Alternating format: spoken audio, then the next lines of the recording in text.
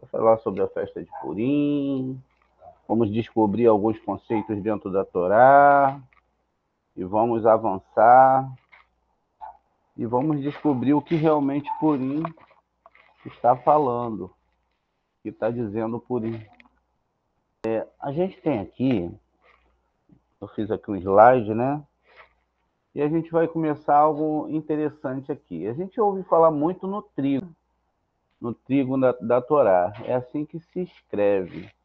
Trigo na Torá. Haitá, um re, um yud, um tet e um re. É assim exatamente que se escreve. Vamos descobrir aqui como realmente funciona esse trigo, né?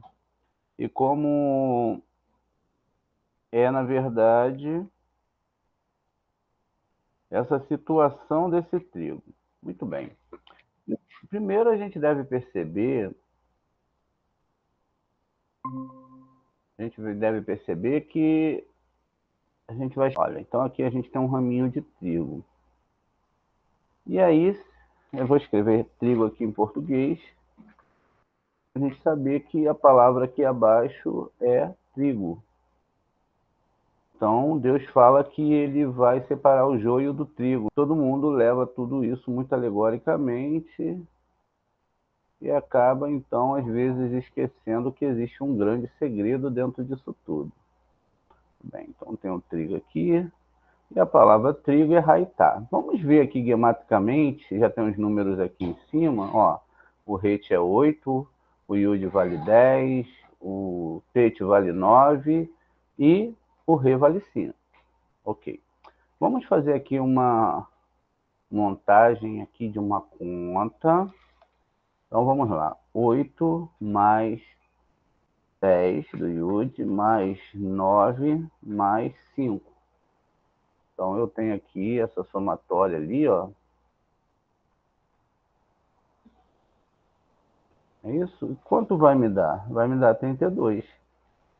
Mas a palavra trigo dá 32. E por que dá 32? Porque são 32 caminhos de Cabalá. Lembra que a Cabalá ela tem 32 caminhos? Então eu tenho 32 caminhos de Cabalá. Por que são 32 caminhos? Porque são 22 letras hebraicas mais 10 sefirotes. Aqui, ó. 1, 2, 3, 4, 5, 6, 7, 8, 9, 10. Tudo em perfeição. Então aqui eu tenho essa configuração de 22 mais 10. E vão ser igual a 32.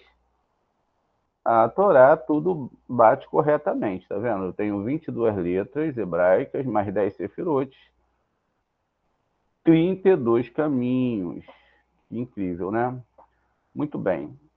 Dentro desses 32 caminhos, são os únicos caminhos que eu posso usar para chegar à Torá. Eu não posso chegar à Torá sem outra forma gemática de entender. Por isso que quando a gente vai ler o nome de Esther, né, a gente deve ler o contrário, não deve ler ele da mesma forma que a gente lê ali. A gente deve ler o nome Esther, se escreve dessa forma aqui. Vamos ver aqui, olha.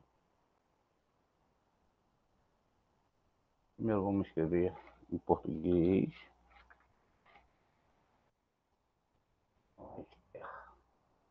Como no nosso idioma sempre exige que o nome próprio tenha uma letra, primeira letra do nome próprio em maiúscula, temos aqui o nome Esther. No hebraico não existe essa possibilidade, todas as letras são iguais. Então o nome Esther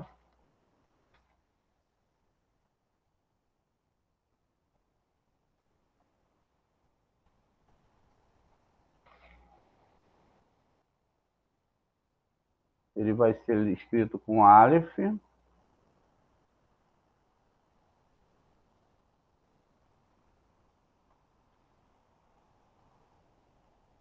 vai ser escrito com Aleph, um Samer, um Tav e um reis final. Esther. Vamos ver aqui qual o valor de gematria que vai dar o nome Esther. Olha, 1 do Aleph, o Sami é 60, o Tav 400 e eu tenho o Reish, que é 200. Então eu tenho 661. Então essa é a gematria que eu vou ter aqui no nome de Esther, 661. Veja que interessante. Então eu tenho 661. Se eu faço a somatória de tudo isso, 6 mais 6 mais 6 vai dar 6 mais 6 mais 1 vai dar 13. Então, o nome Esther, ele tem uma gematria de 13, tá vendo? Então, é assim que eu vou chegando à conclusão. E eu sei que 13 é amor, 13 é Havá, enfim, esse é o número do ano de Esther. Só que Esther eu devo ler ao contrário. Eu não posso ler Esther dessa forma. Então, eu tenho que botar o nome dela ao contrário, e aí o nome dela vai ficar Seter. Que, na verdade, a palavra Seter vai dizer aqui para gente o seguinte, ó, Seter, existe um segredo, tá vendo? Quer dizer, então, que eu não devo ler Esther, eu devo sair da literalidade e eu devo ler Seter, que existe um segredo escondido aqui em tudo isso, tá vendo? Vocês querem descobrir esse segredo? A gente vai descobrir agora. Muito bem. Além disso, para a gente começar dentro da nossa paraxá, a gente também tem a palavra ralá. Eu trouxe a palavra ralá justamente para a gente também chegar a outra conclusão. Primeiro, nós chegamos à conclusão aqui dos 32 caminhos de Torá, são 22 letras mais 10 sefirotes, e no final, se a gente soma aqui, ó, 5, 3 mais 2 é igual a 5, que são os 5 livros da Torá e também os 5 sentidos humanos. Veja, tudo codificado de uma forma plena, não é isso? E se eu elevo o Beit, que é o 2, então eu elevo o Beit, que é o 2, à quinta potência, o que que acontece? Eu pego aqui o 2 e elevo ele à quinta potência, né? Então seria 2 vezes 2 vezes 2 vezes 2 vezes 2. Então eu tenho exatamente 32. Se eu elevo ele aqui à quinta potência, eu tenho então um caminho de 32, ou seja, o Beit, que começa a Torá. A Torá só pode ser estudada através do alfabeto hebraico, descodificando através das letras hebraicas, através desses 32 caminhos. Que o que a gente está fazendo agora é isso. A gente descobriu que, na verdade, a palavra trigo, quando citada na Torá, não está falando exatamente de trigo, está falando exatamente dos 32 caminhos da Torá. E aí, com o trigo, a gente faz a ralá. Quando a gente chega aqui, ó, tem um 8 do Het, um 30 do Lamed, mais um 5 do Re. Aqui eu vou ter a gematria 43. Se eu tenho gematria 43, o que que acontece? Eu tenho que ver o que é 43. 43 daria para mim exatamente 43 é igual a 4 mais 3, que é igual a 7. Nós estamos no mundo do 7. Né? A gente já falou isso várias vezes. Então a gente está no mundo completo do 7. Então também está apontando para as 7 sefirotes inferiores, que nós conhecemos como Air Ampim. Então essas 7 sefirotes inferiores que estão aqui embaixo, ó, tá vendo? Olha essas 7, ó. 1, 2, 3, 4, 5, 6, 7. Aqui já é o mundo superior. Elas são reconhecidas como Halá. Por quê? Os nossos sábios pensaram assim: como que a gente vai codificar a Torá e como que a gente vai trazer essa Torá de uma forma diferente para as pessoas? Eles falaram, vamos codificar tudo através de segredos, como a Torá é codificada. Só assim a humanidade só vai descobrir o que realmente é a Torá no final. Eles não vão descobrir a Torá até que venham os sábios da Kabbalah, os nossos mestres, e eles então vão poder estudar a Torá. E é por isso que, olha só, é isso aqui que é o pão trançado, tá vendo? Ó? Então a gente vai fazer 3 tranças, que é o Shin, que corresponde às aos 3 paus aqui da nossa árvore sefirótica, ou seja, as 3 colunas da nossa árvore sefirótica. A primeira coluna central, não é? A coluna central. Então a gente tem depois, a gente tem aqui, na verdade aqui agora, a primeira coluna, a segunda coluna é central, essa aqui que eu botei antes, e a gente vai ter terceira coluna na esquerda. Por isso nós temos aqui a representação de 3 patriarcas, né?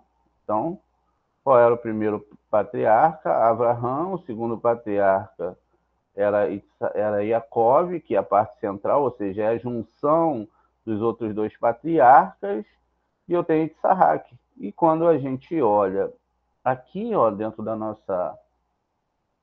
do nosso Shin, ele representa 3 paus, que são, na verdade, o Shin ele representa os 3 patriarcas. Abraão, do lado direito, aqui na parte central, que vai ter o Yaakov, e na ponta vai ter o nosso querido Yitzhak, cada um representando uma letra.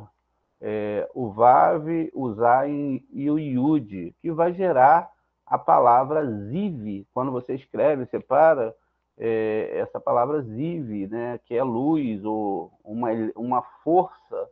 Então, olha que incrível. Por isso que quando a gente faz a somatória aqui do Ziv, a gente soma essas letras, então a gente tem, formado aqui exatamente dessa forma, a gente vai ter então um segredo muito grande, porque é por isso que Machia ele traz a 13ª letra, porque exatamente a somatória dessas letras aqui, ó, Zain 7, com mais 10 do Yud, 17 com mais 6 do Vav, 23. Então a 23ª letra vai ser o Shin de 4 paus, ou de 4 pernas. Isso quer dizer o quê? Que toda essa estrutura aqui vai mudar, porque eu já não vou ter só essas 3 linhas, eu vou ter uma linha a mais. Então essa linha a mais vai mudar toda a configuração dessa árvore sefirótica. A gente está vendo agora que até o momento a gente entendeu que a nossa Halá, ela não é literal, e que ela, na verdade, é uma codificação dos sábios para lembrar o que era realmente fazer enrolar esses graus um no outro, estudar profundamente a Torá dentro dos seus níveis superiores, para chegarmos aonde nós teremos que chegar. Isso quer dizer, então, que hoje nós temos muitos segredos para ser revelados, e que esses segredos traz para nós e para vocês, principalmente, a revelação daquilo que a Torá representa nos seus níveis mais profundos. Então vamos começar a ler aqui o livro de Esther. O que está escrito aqui? Vamos ver aqui, ó. Vamos ler o capítulo para depois a gente poder ir desenvolvendo as ideias, tá bom? A gente sabe que isso vão dar várias aulas. Vamos ver como vai ficar essas aulas, em quanto tempo a gente consegue avançar devagarzinho, mas aprendendo profundamente, né? Então diz aqui, aconteceu nos dias de Assuero, aquele Assuero que reinou sobre 127 províncias até a Núbia. Aqui primeiro a gente tem um grande segredo, né? Porque o grande segredo que nós temos aqui é porque já no começo já fala para gente o que está sendo falado. O que está sendo falado aqui é exatamente a idade de Sara, né? Quando a gente vai no livro de Sara, lá em Bereshit, o que está escrito lá? Lá está escrito o seguinte, que Sara viveu 127 anos né? A gente tem até um estudo sobre isso, e que Sara, na verdade, ela tinha vivido essas vidas, e quando a gente chega nas idades, as idades, mesmo 100, então tá 100 mear, 100 anos, 20 mear, e finalmente vai estar no final o número 7 no plural, anos. E aí está exatamente ligado a essa parte da Paraxá de Sara. Então quer dizer que a Sara, que está lá no capítulo 23:1, vamos dar uma olhada aqui, para a gente poder avançar melhor e fazer a ligação entre os nossos textos e ver qual é a coincidência que existe entre esses dois textos.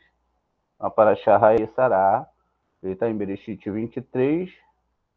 Não, vamos ver o que está falando aqui. E está escrito aqui, ó. Primeiramente, a gente tem um segredo aqui, ó, a palavra Rai. Na verdade, está com Yud a mais. E, na verdade, sempre que acontece isso, aqui no final teria que ter um mem, porque aí ficaria no plural, Raim. Então, vai ri, Raim, Sará, Meá, Shevá, vai Serim, Xaná, Vechavá, Xanim, Xeni, Raim, Sará. Ou seja, estas são as vidas de Sara, e Sara viveu 100 anos, né? Não está no plural aqui, ó. E depois ela viveu 20 anos, 20 anos, e aí ela aqui agora eu tenho a palavra Xanim, tá vendo? Ó, um men aqui no final, ó. Um Shin, um Nun, um Yud e um men no final. Aqui não tenho, ó, eu tenho um Re no final. Mas aí o que chama a atenção aqui é que ela viveu 127 anos. Aqui no livro de Esther tá a mesma coisa. Então, tá aqui que ele reinou, agora não é mais anos, mas são províncias, né? E ele reinou sobre essas províncias. E que esse rei Assuero, aqui está o nome dele, ó, na verdade, quando em hebraico, Ahasverosh, tá vendo? E ele era um rei, né? E ele vai então reinar sobre essas nações durante esses 127 anos, como está escrito aqui. A primeira atenção que nós temos aqui é olhar para dentro da nossa árvore sefirótica e ver qual é a ligação que ela tem. Veja, a sefirote maior é 1, é o número 1. Então vamos ver aqui como que isso funciona. Olha, eu tenho a primeira sefirote, que é o número 1, né? Logo, eu tenho essas duas sefirotes aqui, que são o número 2. Então, o número 2. E no final, na parte de baixo, eu tenho mais 7 sefirotes. Olha, então a conversa agora dentro dessa configuração, ela mudou totalmente. Agora eu estou entendendo de uma forma mais profunda e não se está falando de idade, né? Não está se falando dessas coisas, mas que está se falando agora desse sistema de árvore sefirótica aqui. Nos dois casos, assim o é, tá vendo? Então, estava falando de toda a internalidade que tem dentro do homem e não daquilo que se imagina na história literal. Veja, 1, 2, 7. Tá vendo? Muito bem. Com isso, vamos continuar a nossa leitura. E ele continua aqui. Naqueles dias, quando ele, o Assuero, ocupava o trono real da palavra de Xuxã. Então, aqui traz uma nova alegoria para a gente entender essa questão, e que ele, então, está sendo descrito aqui como que essa palavra Xuxã, como a gente vai ver um pouquinho mais abaixo, ela está ligada à palavra Xoshaná. E aí o Zohar vai editar sobre isso. Vamos seguir aqui o nosso cronograma para a gente não se perder. A gente vai lendo a história e a gente vai lendo, então, também para não se perder na nossa aula, para não atropelar os fatos. Muito bem. E aí diz que naqueles dias, né, quando o rei Assuero assentou no seu trono, no trono do rei da sua capital, que era Susã, no terceiro ano do seu reinado, um banquete a todos os seus funcionários, seus servos, tropas, parais, madai, nobres e governos e das áreas na frente dele. Então, aqui, quando na verdade a Torá não está falando exatamente de uma história e etc., mas ela estava falando sobre um mau começo, né? Devido à capacidade de pensar. Os sábios do Talmud, eles fazem uma pergunta interessante aqui. Primeiro está escrito nesses dias, quando ele estava sentado. E logo depois é escrito pelo terceiro ano do seu reinado. Então os sábios ficam intrigados, porque, como nós sabemos, a Torá ela não pode ser discorrida, e o Tanar também, nesse caso, eles não podem ser discorridos de uma leitura sem uma atenção, né? Ele tem que ter uma atenção, como de repente ele vai para o terceiro ano do seu reinado. Existem grandes explicações aqui dentro. A primeira é que ele estava esperando uma profecia do Torá e do Taná se cumprirem, e como eles erraram o cálculo dessa profecia, então ele se sentou no trono, ele não iria se sentar. Isso no nível peixe, isso a gente discutindo no nível peixe da história. Muito bem. E aí, a gente tem que entender, né, qual é esse período em que o Ahasverosh ele subiu ao trono, ou ao terceiro ano de seu reinado. Qual é esse período? O Talmud responde que apenas no terceiro ano de seu reinado ele deixou de se preocupar e ele criou um banquete, né? Ou seja, essa interpretação baseia-se no fato de que o idioma sagrado, a expressão deixou de se preocupar, também se baseia na palavra sentar, ou seja, dati ha ishva nati. Literalmente, sua consciência sentou. Então, aqui ele estava preocupado com a tal profecia que tinha sido declarada, e ele errou o momento daquela profecia, procuraram nos livros, não acharam. A gente sabe que os povos antigos eles eram místicos, né? Eles prestavam atenção, como eles tinham uma gama de deuses, eles prestavam atenção na história de todos os povos, ou seja, eles procuravam ver realmente se existiam homens poderosos no meio daqueles homens. O Talmud explica que, devido ao mal entendido da palavra dos profetas, Assuero temeu a libertação dos judeus do poder do Império Persa durante os 3 primeiros anos de seu reinado. Mas quando os judeus não eram livres, chegou à conclusão errônea de que a profecia não se tornara realidade e ele se acalmou. No comentário, né, o autor usa o significado de algo diferente da expressão da Ati Nati Shavá. Ele adquiriu a capacidade de pensar. A partir daquele momento, ele adquire uma forma diferente de pensamento. As palavras dos sábios referente ao reinado de Assuero sugerem o desenvolvimento de um mau começo da nossa alma, essa alma humana que nós temos. Como é sabido, a criança não começa a falar até ter comido um prato feito de trigo. Isso tem base lá em Berharot 40a e em Sanhedrin 70b. Isso se deve ao fato de que a árvore do conhecimento, de onde Adão e Rava provaram esse trigo de acordo com Rabi Yehudá, isso está lá no Sinédrio 70b, quando uma criança começa a comer pratos de farinha, ela tem uma compreensão. O que é essa compreensão? Elas começam a estudar. Qual é a criança? A criança é formada exatamente no começo do estudo da Torá, como a gente viu na linguagem dos ramos.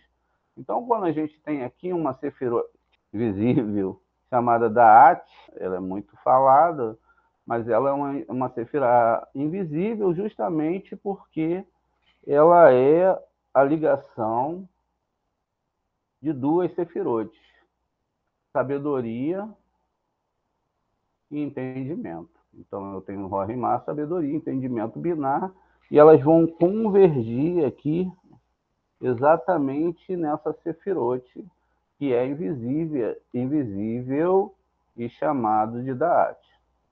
Então, gente, o que acontece aqui? Olha aqui, essa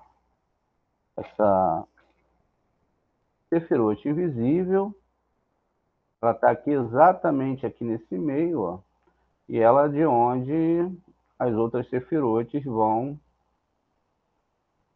chegar até ela, ou seja, a sabedoria e o entendimento vão se fundir aqui no Da'at, e então eu tenho uma nova perspectiva de todas as coisas que estão acontecendo.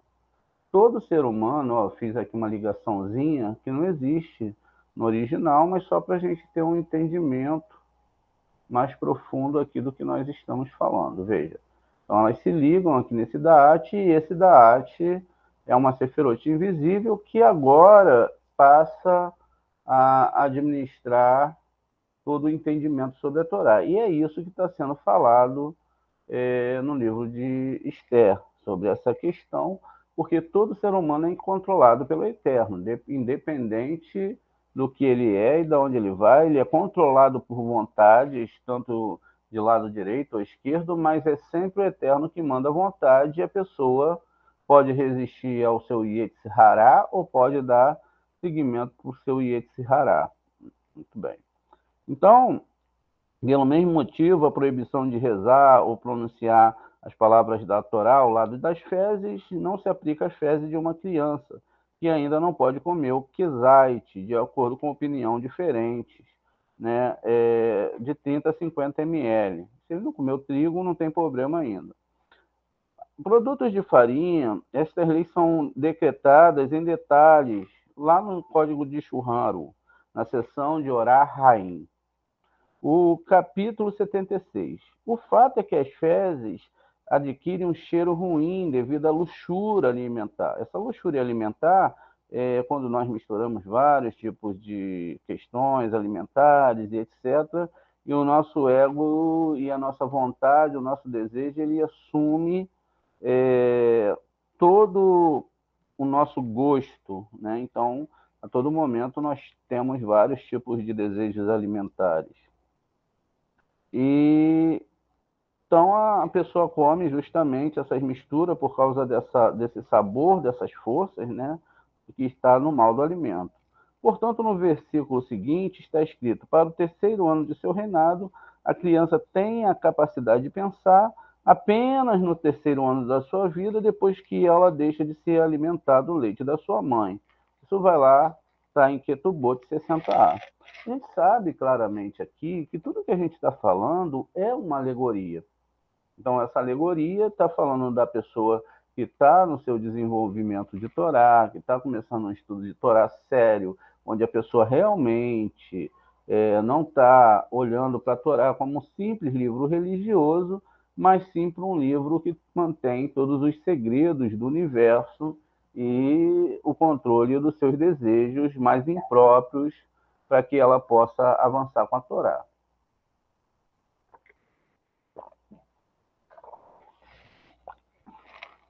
Agora, a gente chega lá na parte em que fala desse trono real, né? Esse trono real também é um começo ruim, dependendo da mente, né?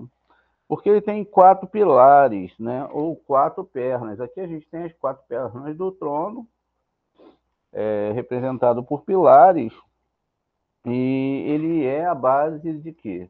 Das lisonjas, né? Os mentirosos, as mentiras, o caluniador, né? E também as zombarias. Então, eu tenho aqui, ó, todo o registro de como essas coisas acontecem. Ó, as pessoas que caluniam a outra, pessoas que são mentirosas, pessoas que são caluniadoras, ou bajuladoras, né? Ou que fazem zombarias. Todas essas pessoas fazem parte aqui desse sistema do rei Assuero. Quando a gente então entende, né, que essa questão toda vai estar ligada ao livro de Ezequiel.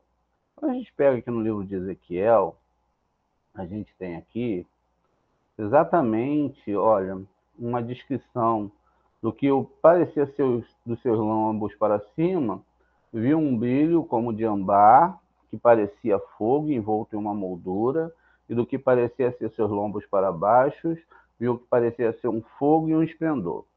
Então, aqui eu tenho a palavra Hashmal, né? Essa palavra que é tida como eletricidade.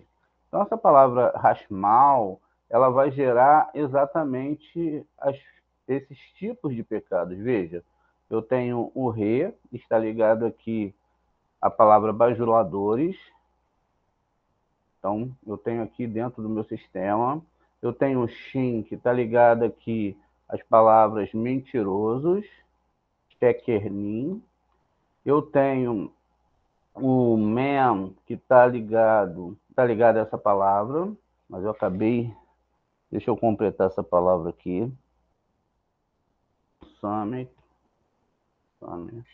um pay, um eixe e um yud. Que vai me dar quantidade, ou seja, essa quantidade de Lashon Hara, ou seja, uma questão matemática de muita Lashon Hara. Então eu tenho aqui essa quarta coluna representada pela letra Mem.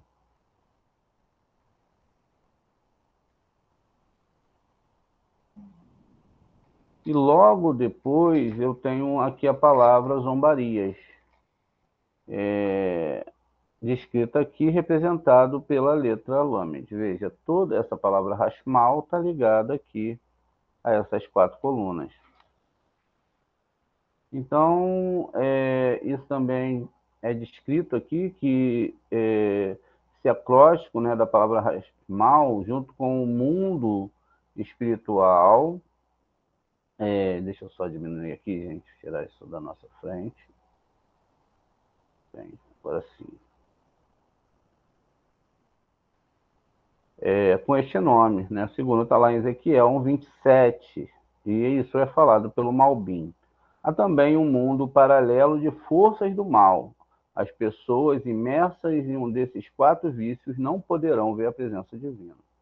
Então, se temos esses vícios, se eles fazem parte de nós, nós devemos, então, permitir que eles sejam colocados para fora da nossa vida, para que a gente possa ter uma visão diferente do que é a Torá do Eterno e o Taná. Veja, toda a história agora ela passou a ser interna, ela não é mais externa. A gente vai acompanhar o resto dessa história um pouquinho depois. Se a gente acaba esse slide agora, não percam a segunda parte dessa